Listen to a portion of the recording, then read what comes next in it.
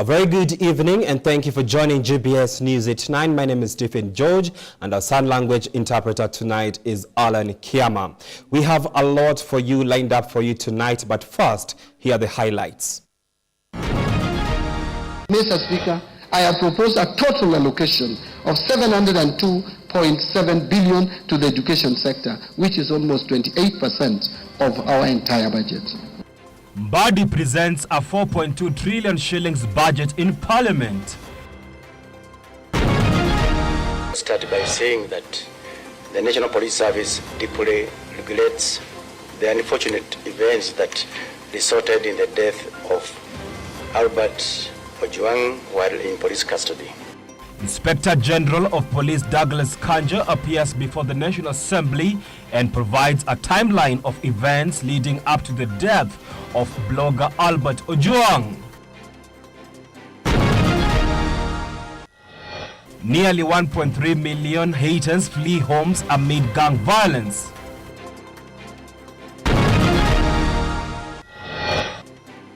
The Confederation of African Football unveils the official logo and match emblem for the Total Energies CAF Women's Africa Cup of Nations.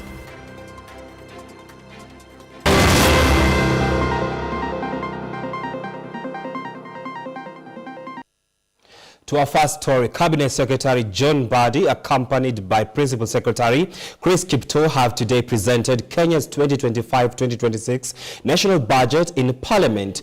The 4.2 trillion shillings budget aims to boost revenue collection and service the country's mounting debt without introducing new taxes, a direct response to the deadly protest that erupted last year over proposed tax hikes. Here's more on the story. Now invited to proceed. Treasury Cabinet Secretary John Mbadi has today presented the 2025-2026 budget in Parliament in Nairobi. President William Ruto's government is set to spend over 4.2 trillion in the 2025-2026 financial year, which the Exchequer aims to finance through debt, ordinary revenue, grants, fees charged for government service, and borrowing. We have chosen to enhance tax revenue collection through administrative reforms by simplifying and streamlining tax laws to make them clearer and easier to implement, thereby improving taxpayer compliance. The process also involves rationalization of tax expenditure to enhance equity and fairness. Mr. Speaker, the revenue foregone through tax incentives or tax expenditure has increased significantly, rising from Kenya shillings 393.1 billion, which is equivalent to 2.9% of GDP in 2022, to 510.6 billion, which is equivalent to 3.4% of GDP in 2023. To reverse this trend, the Finance Bill of 2025 proposes reforms to rationalize tax expenditures so as to promote equity, fairness, efficiency, and reduce distortions within the tax system.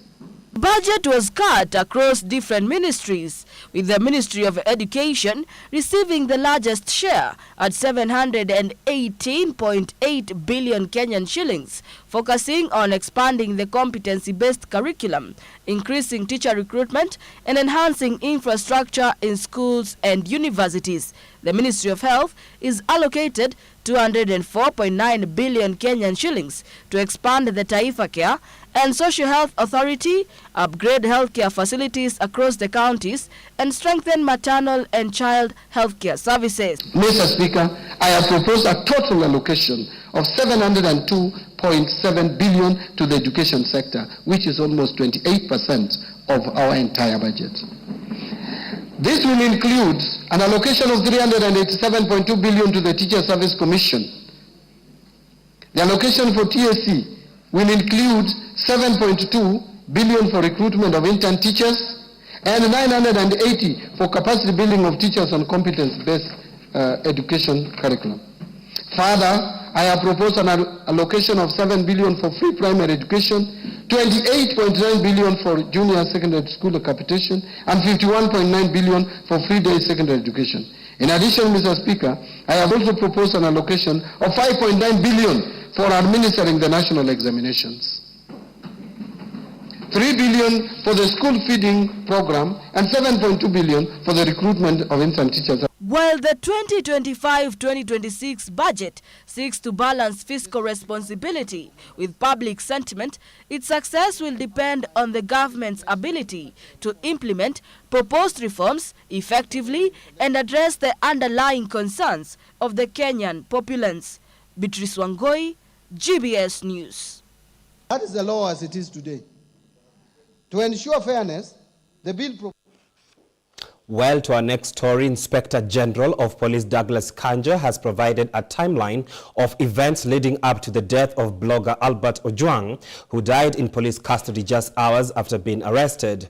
According to IG Kanja, the process began on 4th of June this year when Deputy Inspector General Eliud Langat filed an official complaint with the Directorate of Criminal Investigation DCI. The complaint concerned a series of post on the social media platform X, formerly known as Twitter, accusing Langat of corrupt activities within the National Police Service, and Davis Karani reports. Inspector General of Police Douglas Kanja has today appeared before the National... The unfortunate events that resulted in the death of Albert Ojwang while in police custody. The service extends its sincere condolences to the family and loved ones of the deceased during this difficult time. The IG stated that the investigations lacked factual basis, but CAK directly linked the ex-post to specific individuals, including the late Ojwang. On 4th June 2025, the Director of Criminal Investigations, the DCI, received a formal complaint from Mr. Eliud Langat, the Deputy Inspector General in charge of the Kenya Police Service. The complaint alleged that the false and malicious information had been published against him on the X, formerly Twitter handle, the social media platform. The posts claimed he was involved in corruption within the National Police Service. Specifically, the published information alleged that Mr. Eliud Langat had strategically praised his most trusted officers. According to the IG, he stated that the investigators found sufficient grounds to arrest those responsible, citing a prima facie case under the cybercrimes, a statement he had yesterday cited in the Senate. Another post depicted him alongside Mr. Joseph Churchill, who is a senior officer stationed at Nairobi Area Command, under the caption, EACC investigating top cop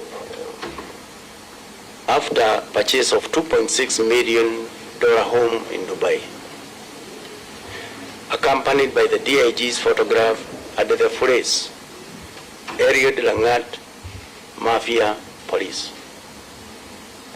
These claims were found to be defamatory, unsubstantiated, and of significant public concern, thereby necessitating immediate investigations under the Computer Misuse and Cybercrimes Act number 5 of 2018. Kanja, who was cornered by the lawmaker, stated that the officers involved in Ojwang's death shall be brought into book. Following the examination of the body, they unanimously concluded that the cause of death was blunt force trauma, as evidenced by the following findings. Number one, there were head injuries, including internal bleeding to the head. Number two, the features of the neck pressure, suggestive of compression and strangulations. Number three, multiple superficial injuries on the upper limbs, lower limbs, and trunk. The postmortem was witnessed and documented by the officers from the Independent Policing Oversight Authority, IPOA, the homicide team from DCI, and the DCI forensics experts. Investigations into the matter remains ongoing under the direction of IPOA. The National Police Service remains committed to transparency, accountability, and the protection of human rights. All relevant information and the support are being provided to IPOA to ensure an impartial investigation. Mtu yoyote ambaye aliumiza ule mtoto ambaye amekufa katika seli ya polisi lazima achukuliwe hatua ya sheria, ndio tuwe na taifa nzuri. There must be individual accountability, personal responsibility. Kwa mambo ya crime, kwa mambo ya hatia, mwenye aliumiza huyo mtoto ako na individual criminal responsibility. Davis Karani for GBS News, Nairobi. Today, Kenya is looking forward to Treasury Cabinet Secretary John Mbadi as he will be tabling the financial estimates for the year 2025-2026 in Parliament. This will be Mbadi's inaugural budget, and he has over and over again asked Kenyans to read it in depth. Now, understand it well before criticizing it. Here is the full report. I present to you Bwana John Mbadi. As usual, the conversation has already taken shape in the country around the finance bill for the year 2025-2026. And the government has worked around the clock to avoid the ugly scenes witnessed last year in revolt against the 2024-2025 financial bill. Treasury Cabinet Secretary John Mbadi has been up and about conducting town hall to street consultative fora, objective being to demystify this year's financial bill. And the youth has been the main target of engagement. The goal is to ensure the budget has a soft landing. From the provisions of data protection. But then someone mischievously comes and introduces an amendment that makes KRA completely ineffective by saying that if you have some trade secrets, financial trade secrets, then that information, for you to get that information, again a long process which will take years for KRA just to get some information that they need to be able to assess the correct tax payable. Because let me tell you, ladies and gentlemen, this country, we should also not allow tax cheats to hide behind laws to run away from paying what they should pay. The bill has already been tabled. Well, it is time for us to take a short break. Keep streaming into our social media platform at GBS TV Africa. The SMS line is 214. We'll be right back.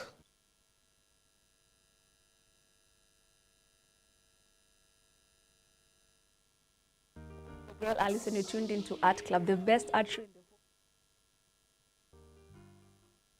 Today's all Organization efforts, millions of previously unavailable BCG and polio vaccine doses have now landed in the country, prompting a renewed call for parents to ensure their children are vaccinated.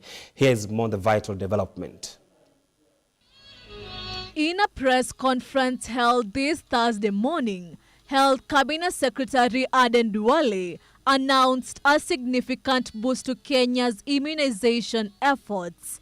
The country has received 3 million doses of the BCG vaccine, vital for preventing TB, and 3.2 million doses of the oral polio vaccine. That families can now visit their nearest health facilities to catch up on any missed vaccination. Today we are receiving over 3 million doses of the BCG vaccine that helps TB and 3.2 million doses of oral polio vaccine. This is a major boost to our national immunization efforts. This arrival addresses a growing concern among health facilities, many of whom had raised alarm over the absence of these essential early childhood vaccines. To all our parents and guardians, I strongly urge you to take your children to the nearest health facility for any missed or upcoming vaccination. To prevent future shortages, Duale emphasized that serious discussions are underway between the Ministry of Health and the National Treasury. The aim is to ensure that no budget rationalization will impact immunization funding. The National Treasury and ourselves, we have agreed in principle that certain budget lines, including vaccines and immunization programs, will never again be subjected to budget harmonization and rationalization and supplementaries. That we have an assurance from the CS National Treasurer and his team. He stressed the importance of ring-fencing funds meant for immunization and releasing them immediately, citing global trends that can affect resource availability. Duale also highlighted proactive efforts to secure the rotavirus vaccine for Kenya, anticipating a severe global shortage in the next quarter of 2025. We are currently monitoring an emerging issue, a global shortage of Rotavac frozen vaccine, a vital vaccine that protects against diarrhea caused by rotavirus, which is expected to impact supply from the second quarter of 2025 into 2026. And we are preparing a technical guidance to help healthcare workers manage the situation while we continue to offer the best care possible. Meanwhile, county government are being urged to prioritize picking up new vaccine stocks from regional centers and distributing them without delay. Public Health and Professional Standards Principal Secretary Mary Muthoni confirmed that community health promoters will be critical in identifying and directing families whose children have missed this vital immunization to health facilities. If I may say, vaccination is one of the most significant public health achievements in history. And this, we have seen the eradication of diseases. We have seen drastic reduction of cases of polio, saved millions of lives from deadly diseases such as measles, influenza. But yet, despite these successes, many preventable diseases continue to threaten our population, and especially the vulnerable communities.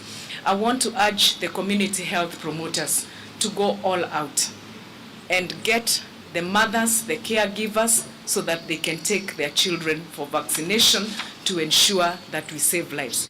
Kenya has recorded an 80% of children already receiving K vaccine. However, the country has yet reached the 100% target to safeguard every child's health. Susan Nganga, GBS News, Nairobi.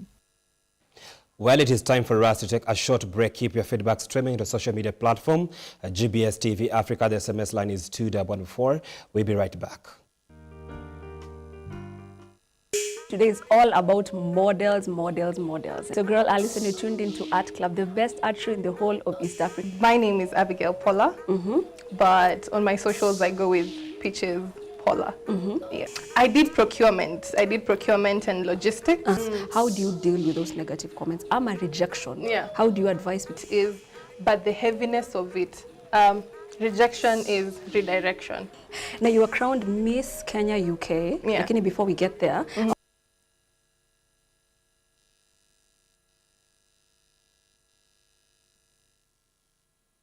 the first runners-up.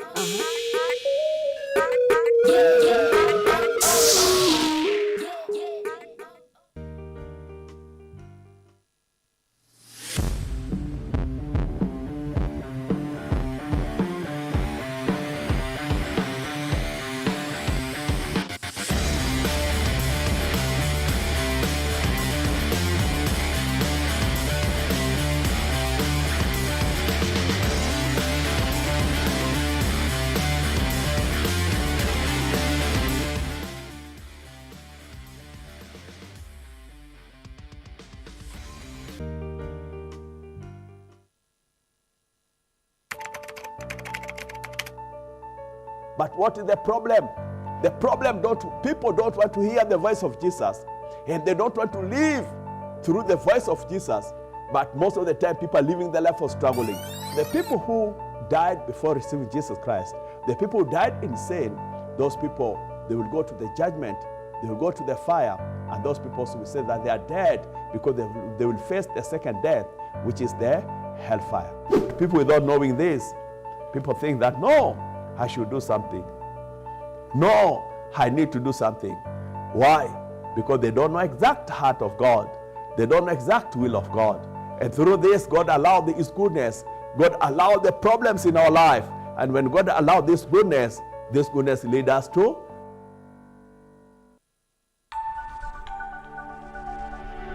Everywhere GBS.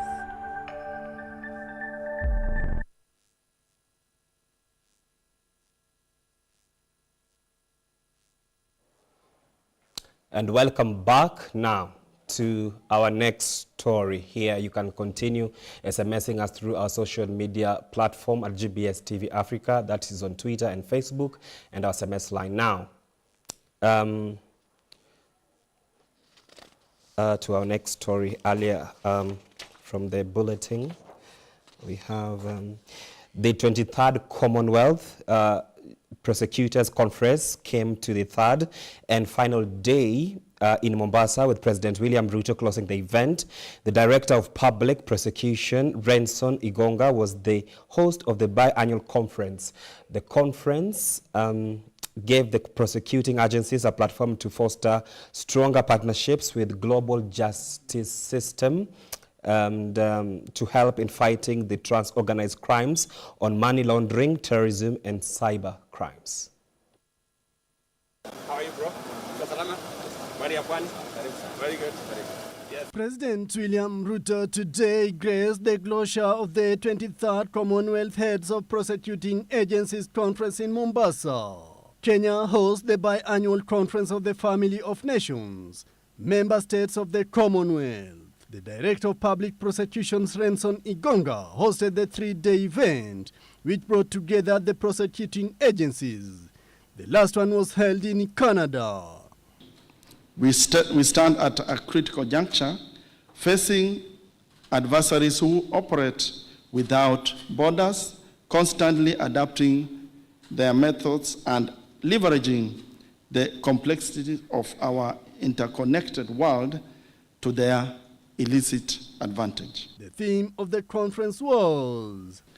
Our theme of this conference, building partnership through international cooperation in the fight against money laundering, terrorism financing, and trans-organized crimes, is not merely a topic of discussion.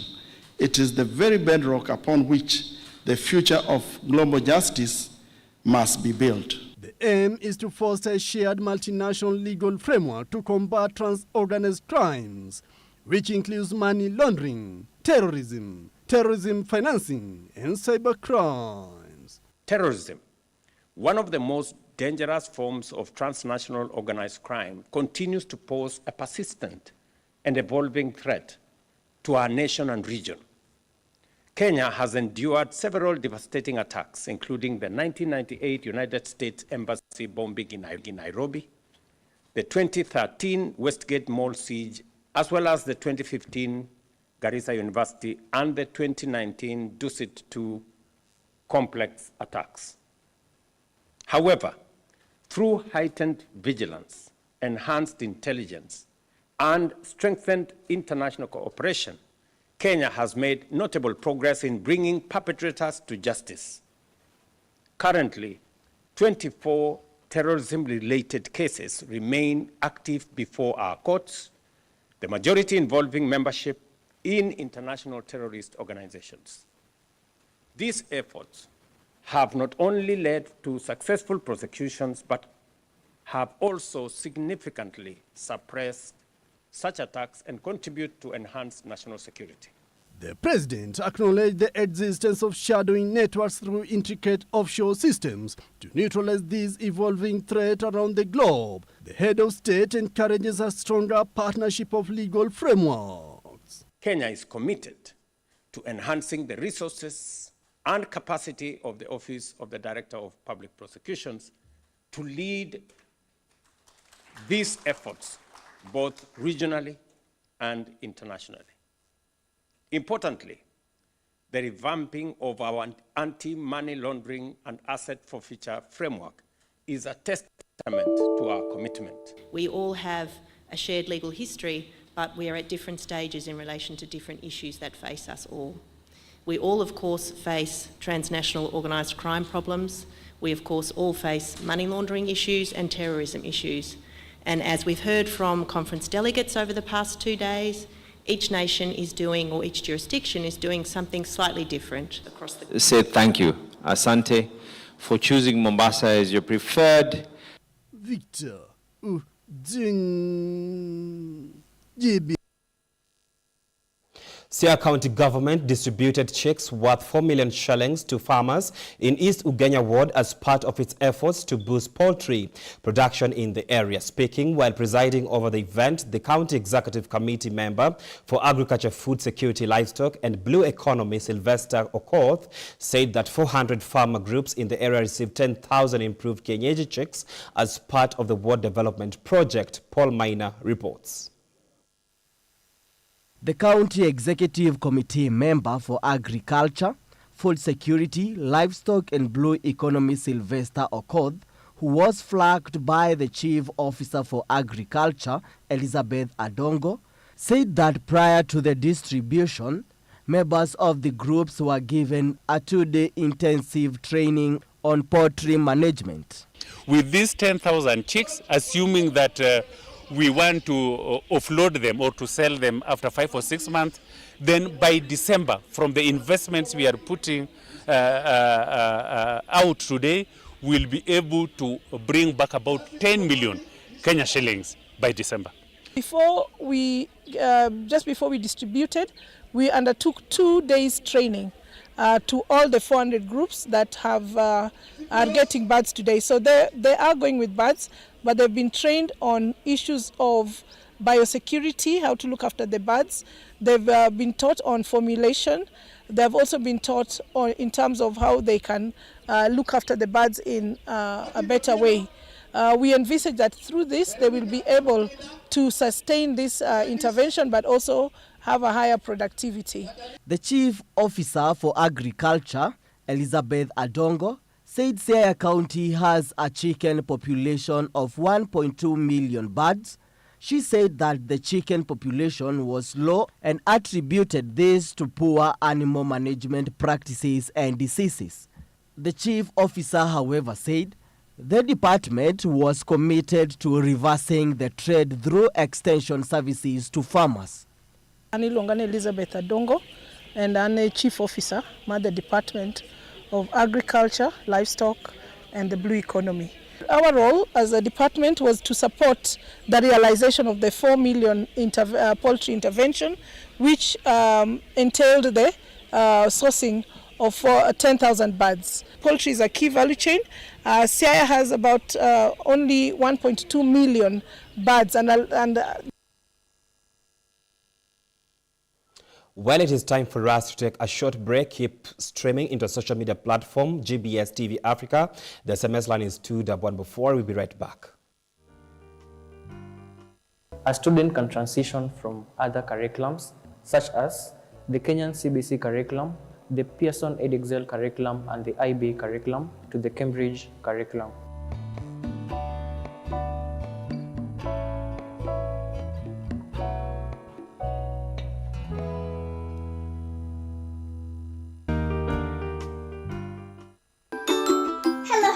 Boys and girls, how are you today? Because I am very, very happy. So we are on Kids Mind on GBS TV. Today we're going to make ta-da! A boba tea letter set.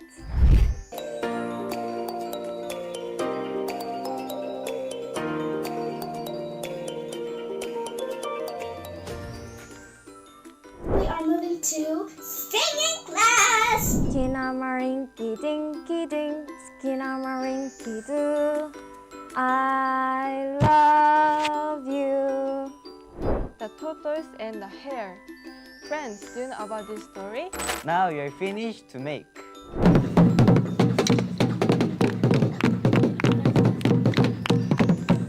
Enjoy yourselves, everybody.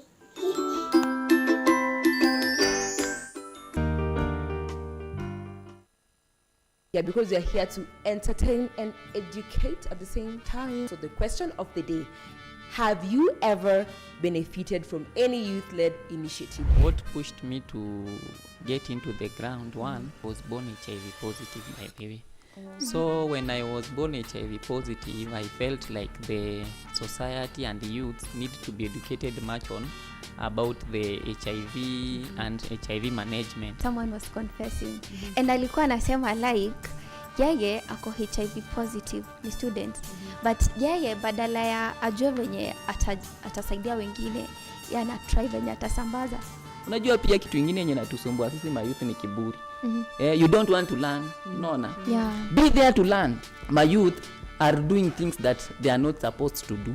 Kwa sababu anataka kitu yenye iko beyond yeye. Iko beyond haezi afford. Unaona? Manze mimi nataka kubamba wase kuchafua meza, kukuwa na dem sijui mwenye anakaje. Ndio at least wase wa feel like mimi nimeweza. Manze mimi hiyo ya kuweza. Acha tuweze ki mindset. Na pia uset goals. Kama una goals manze kwa hii life sijui penye. Ni kama tu yani you should live with a purpose, not in purpose. Unajua most of us are living in purpose whereby yani wewe uko tu manzi. Hata unataka kukatia dema na kwambia habari yako mzuri, unadoingi nini? Ati mimi niko tu. What is mimi niko?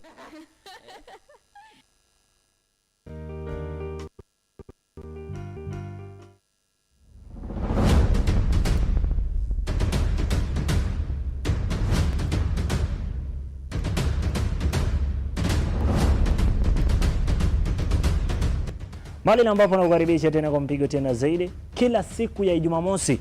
Unazidi kuungana nasi. Ukiangalia Real Betis walianza kwa moto sana. Ndani ya Sports Sugu, mahali ambapo tunakuelimisha na tunakujuza mengi kuhusiana na mambo ya kandanda. Sababu hapa nchini Kenya, ligi kuu nchini Uingereza, mahali ambapo ni Uhispaniola, Ujerumani, Ureno, kila kitu inakuwa iko sawa dakta kabisa.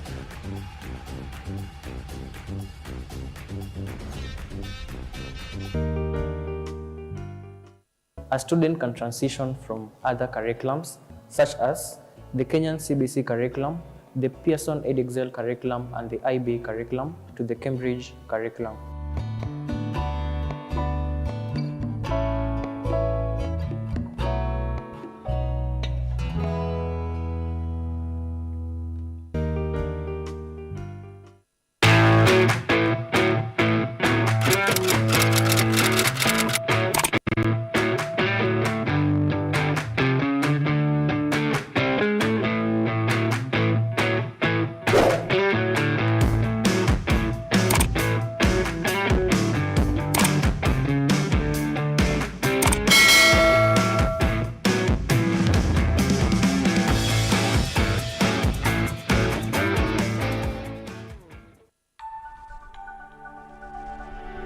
Everywhere GBS.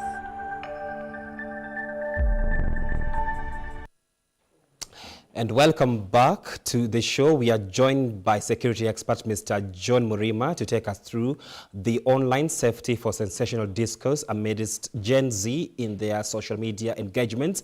Without ruffling feathers, welcome Mr. John Murima. Thank you very much for welcoming me to this platform, and I thank you for inviting me to this show in order to show what the Gen Zs and basically what the online movement can do to protect themselves online, and also what are the overreaches of the security departments and what is going on in the country currently. Great.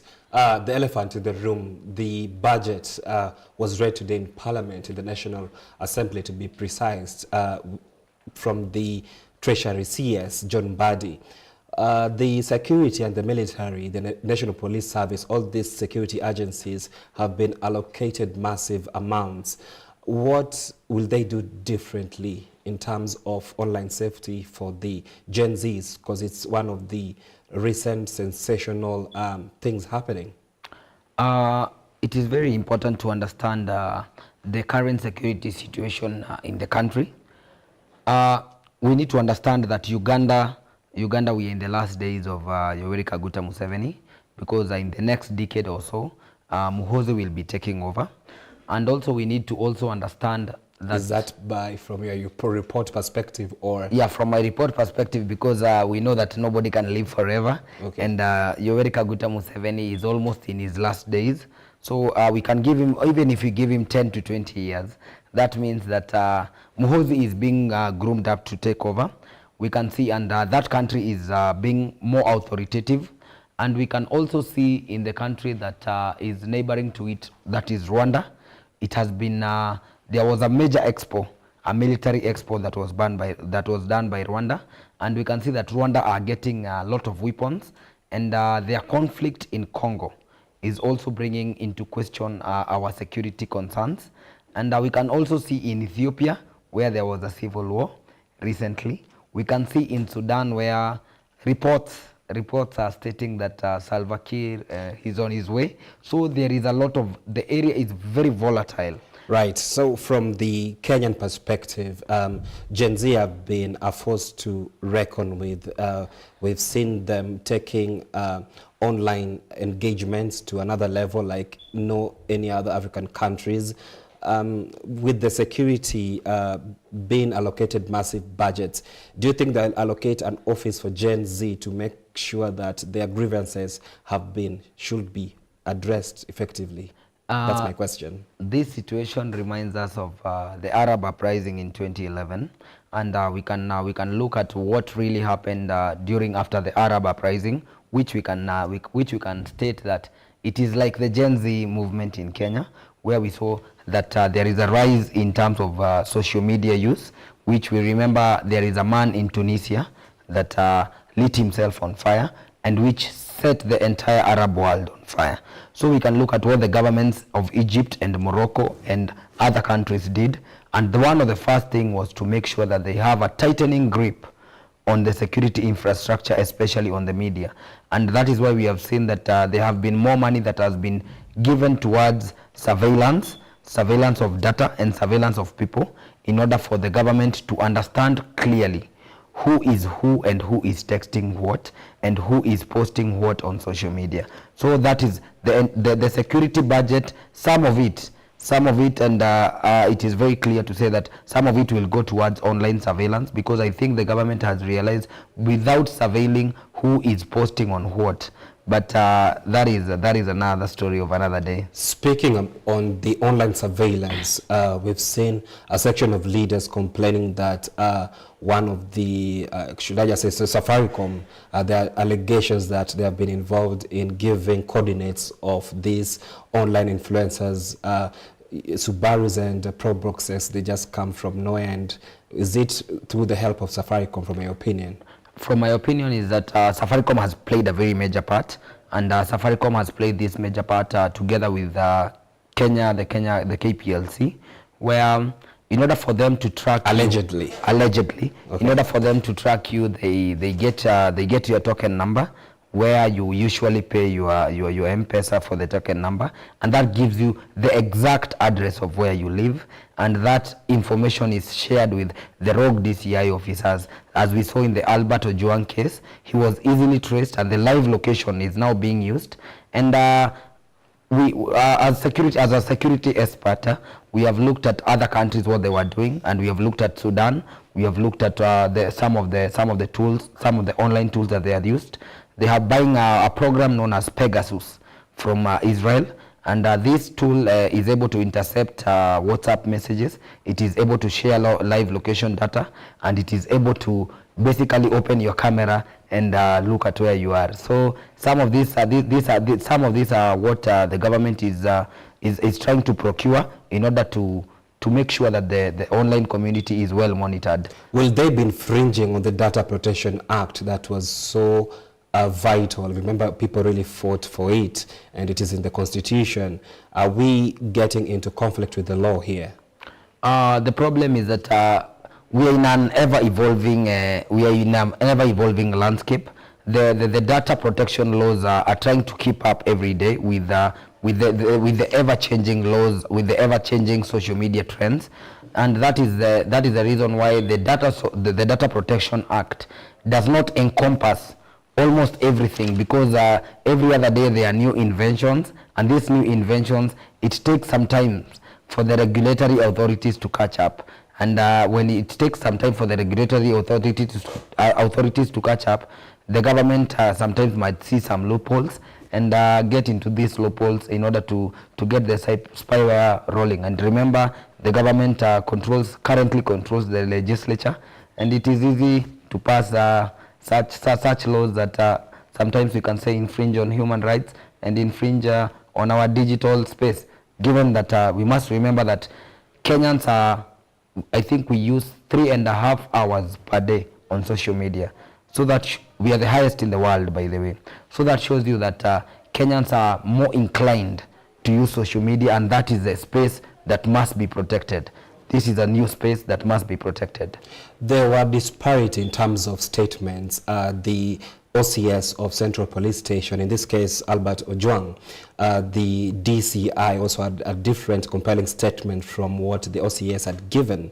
The Inspector General had a different statement. We can see the disparity among this kind of discourse.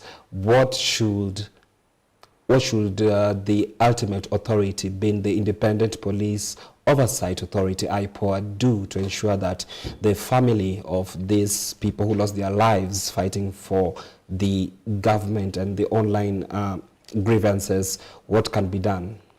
There are standard operating procedures when somebody is arrested. First of all, you must be booked in the occurrence book when you have been booked in the police station, and that it must show the time that you are booked at, what is your name, what is the nature of your offense, and who is the arresting officer. And you must be informed of what really happened and why you are being arrested. These are in the law. These are not something that anyone has made up. This is in the law. So we need to understand, why did it take the government? Why did it take the government and the police officers 400 kilometers to send somebody from Homa Bay to Nairobi? Why? We need to understand that. Also, we need to understand, why was he not booked in the nearest police station? And does Homa Bay have the facilities to have such interrogation facilities? Why did he have to be driven 400 kilometers or 500 kilometers from Homa Bay to Nairobi? And then another major thing, who are these officers that allegedly got him out of the prison cell and took him to another area? So we need these are information that can be gotten easily, and we need, as the youth of this country, we need to really get to the bottom of this, because it can be anybody that is a youth in this country, that can happen to him. So that needs to be nipped right on the bud. What are the ways Gen Zs can protect themselves when they are using social media with some of these authorities? We've seen some of them leaking WhatsApp numbers of these very leaders, and that contradicts the law. What are the ways they can do things in a way that is, having that kind of collective responsibility as a good citizen? There is a difference between surveillance, and there's a difference between responsibility. The difference between responsibility is that when senior police officers who are servants of the state, because we need to remember, under the 2010 Constitution, right, there was a major difference where we were now told that this is now not the National Police Force. It is now the National Police Service. So it became a servant of the people. So these people, when they are elevated to such high roles, we need to understand that we need to hold them accountable. And that is why sometimes you see the Gen Z sharing the numbers of such people in order for people to get them accountable. But on the other side, there is a surveillance thing. We remember in a very good book known as George Orwell, 1984, where there was untold surveillance, the untold surveillance by the state. And the state must be curtailed in surveilling every other thought, the thought process of somebody, because most of the things that people post on social media, they are their thoughts. And if your thoughts can be curtailed, I do not think that there is a criminalization of thought in this country, and that must be stopped immediately and nipped on the bud. The police aggression that was meted on Albert Ojwang was quite severe. And does it mean police are no longer having that, is not the safe custodian of the citizens? It is very important to state that almost, I think, around 90% of all police officers are law-abiding citizens, that they conduct their duties in the right way that they are supposed to be under the Constitution.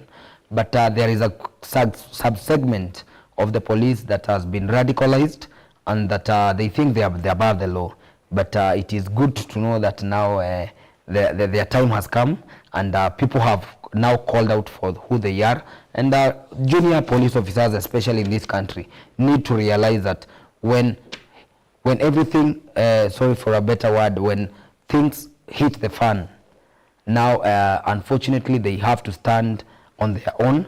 And for the next 7 years, for example, the police officers at Central Police Station, they will be there with their families only. They will not, because at the end of the day they have been caught with their pants down, because it is important for them not to only blindly follow commands which go and contravene against the law. Because there is no way you can tell me that because of a police, because of a post, a small post, you are being dragged from Homa Bay to Nairobi. That is a very big stretch. So that shows us that some of these police officers, junior police officers, need to understand that when everything goes down, they will be held responsible. Is the opposition, especially Gachagua, is he winning the Gen Z since we saw the president holding Madaraka Day in Homa Bay County? Homa Bay County is one of that case, what's happening right now. Do you think the youths there, the Gen Zs there, will align to the opposition now that Rigathi Gachagua is advocating for the Gen Zs across the country? Is he winning them back? Despite being a director at the Dedan Kimathi Institute of Security and Peace Studies, I also have another hat that I wear. I am the communication director at the Bunge la Mwananchi Youth Wing. And we represent the Gen Zs, and we believe that the Gen Zs have stated clearly, and today I think they have stated clearly, that they have no master. They have no master.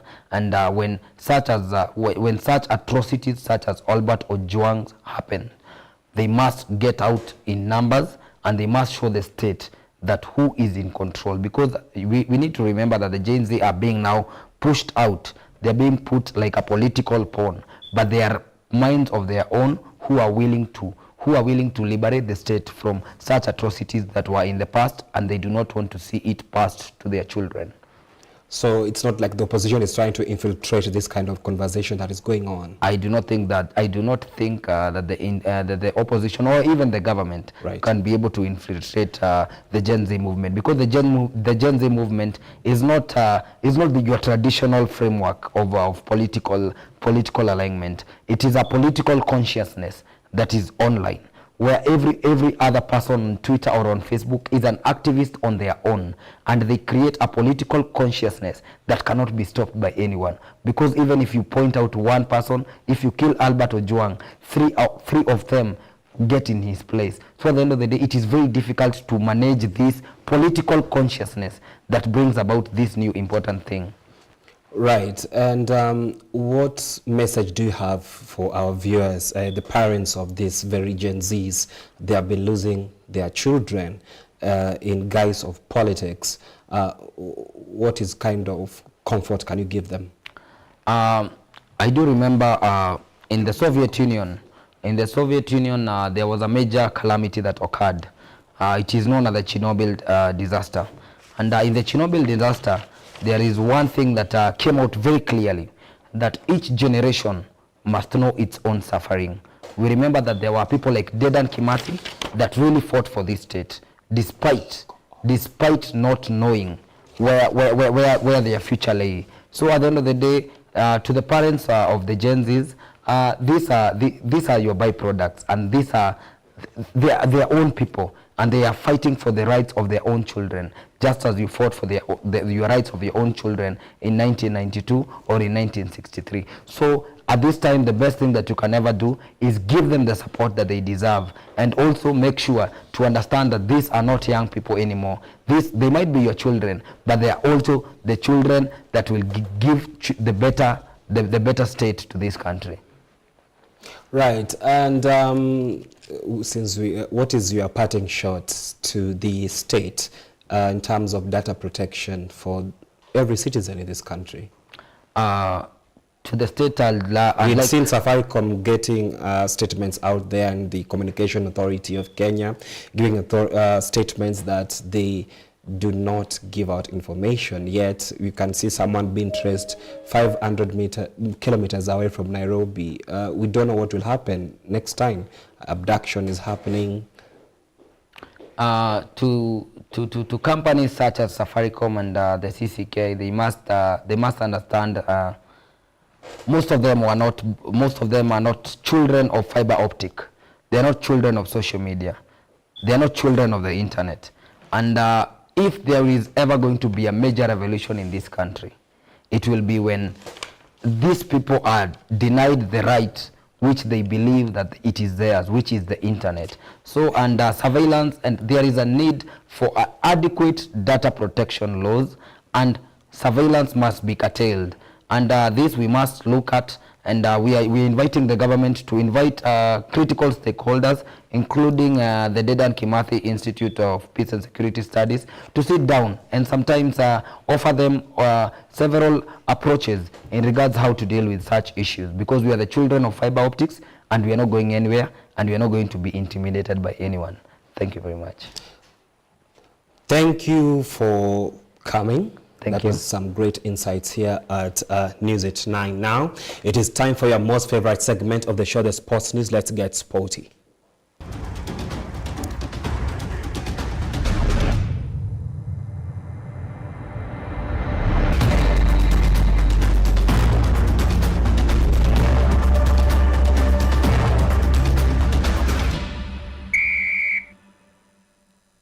"364 days from today, the world's biggest sporting event kicks off. The 2026 FIFA World Cup, and Miami is taking center stage. Officials and FIFA representatives marked the one-year countdown with a major celebration in the Magic City, which is set to host 7 matches and welcome fans across the globe.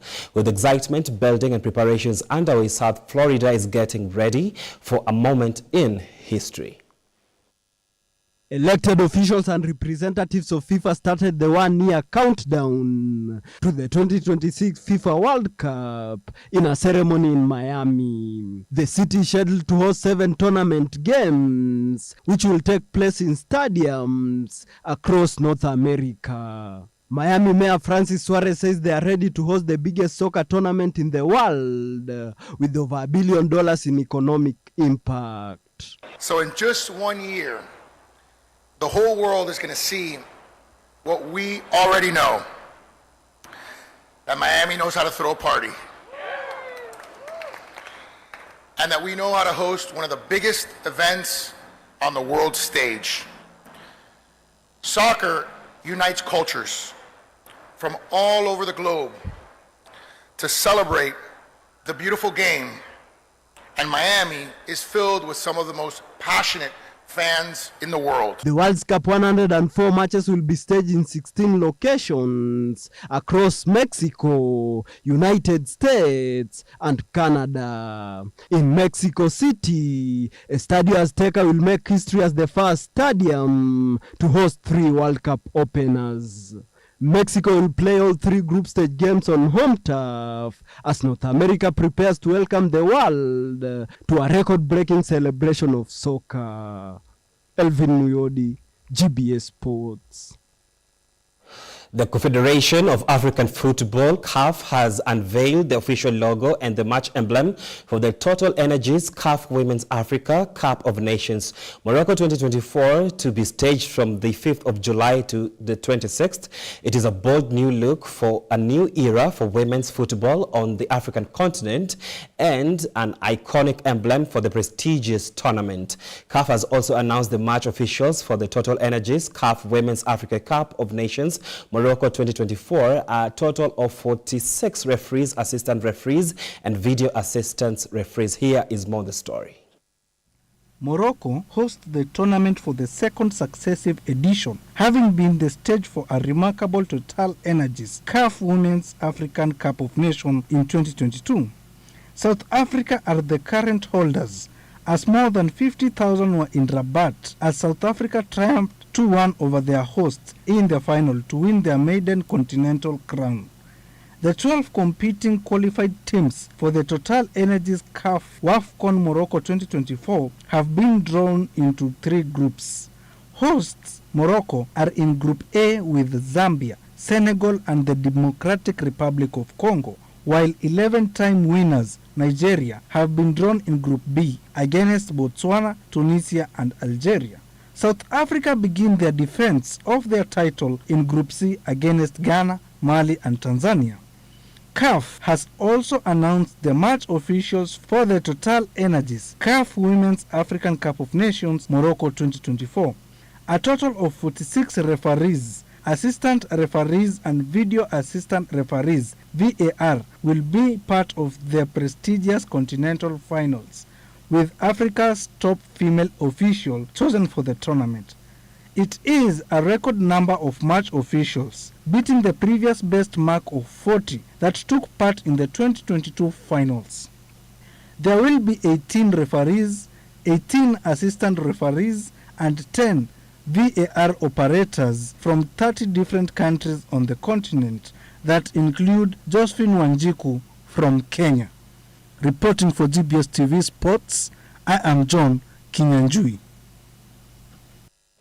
England manager Thomas Tuchel is standing firmly behind Jude Bellingham after the midfielder's fiery reaction to a disallowed goal sparked criticism during Tuesday's 3-1 defeat to Senegal. Bellingham, who believed he had scored a crucial equalizer, was visibly upset after VAR ruled out his goal in the second half. But Tuchel says that kind of passion is exactly what England needs. In an interview with TalkSport, Tuchel called Bellingham a special boy and praised his competitive edge, saying it must be channeled correctly, not deemed. The match marked Tuchel's first defeat as England boss.